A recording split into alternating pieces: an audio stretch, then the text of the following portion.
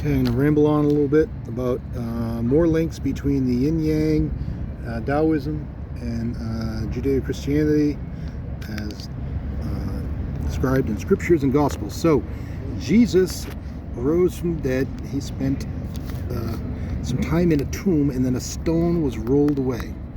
So here you can see, here's the inside of a tomb. There's a stone, and on the yin-yang symbol, it is as if this stone, as if this was all white and this was all black, and then the stone has been rolled away, like as Jesus says at one point, if your right eye is your problem, gouge it out. The stone gets rolled out of the white into the black, and now you have an opening from which he can emerge. And so there's the stone, there's the opening in the tomb. It's like Jesus says the sign of Jonah is the only sign that this generation will get. Jonah spent 3 days in the belly of a whale. Here's the belly, here's Jonah, here's the whale's outside and its blowhole. I've pointed that out in a separate video.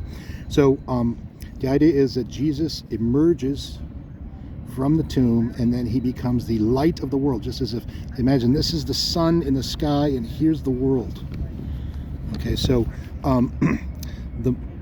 what happens is he spends 3 days. Jonah spends 3 days in the belly of the whale. Jesus rises on the third day. So what happens, the first day is entombment, the second day is rest, and the third day is resurrection. Now, you'll see here there are actually 4 symbols. You've got the large white on the yin-yang symbol, the large black, the small white, and the small black. So there are 4. And that's because Jesus' resurrection mirrors the daily cycle of sunrise and sunset. So you have entombment, rest, and resurrection.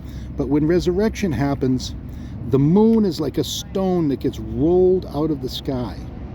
See, when the sun comes up into the day sky, the moon, it's as if the moon is a stone that gets rolled away and ends up resting, and then it itself rises. And so in that cyclical nature. So if you think about the parable of the talents, there is a buried talent. Talent is a measurement of gold, so like a coin, the lost coin. The moon is the lost coin. It gets lost every day, and then it comes back. And if you think about who's happiest when the moon comes back, wolves. Jesus says, beware of false prophets, for they appear in sheep's clothing, like the white, but inwardly they are ravening wolves. So you see the white of the sheep, and then inwardly the ravening wolves. Wolves howl at the moon when it comes back. There it is again. We found our beloved again in the night sky. So the moon is a stone, the moon is a coin, the lost coin, the parable of the talents, where you end up burying a talent and it comes back basically just the way it came back before.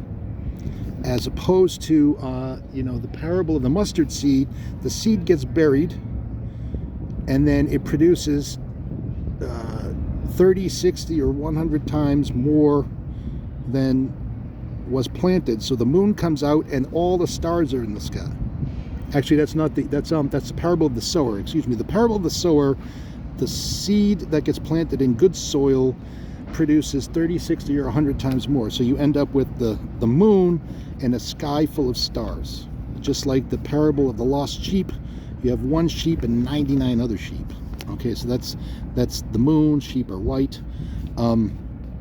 The parable of the mustard seed, you bury the mustard seed and then it turns into the largest of all seeds, and birds come to nest in its branches. Those are stars in the sky and the moon. The adulterous woman, the moon is surrounded by accusers. Those are the stars in the sky. The stars in the sky are like the inside of a female. It's subsequent to ejaculation. The egg is surrounded by little white things.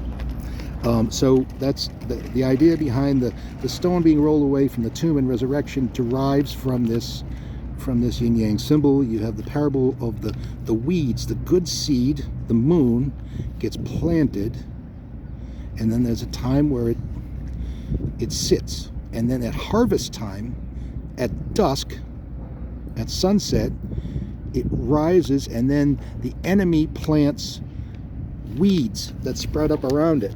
And what happens is, so the moon gets planted, the good seed, then the enemy plants weeds. So the enemy are the stars, in the sense that our sun is a star. It is the hub of our solar system. Jesus is kind of making kind of a joke about competitors to our star are the stars in the sky. So it wasn't necessarily obvious to people at the time that the stars in the sky were in fact other suns in other solar systems. So you have this idea of the moon being planted as a seed and then being surrounded by competitors to our sun in the other stars. That's the parable of the weeds. And the harvest is at sunrise. The sun rises, the light of the world, Jesus, rises as if out of a tomb, and all of those competitors get burnt in the fire of the rising sun.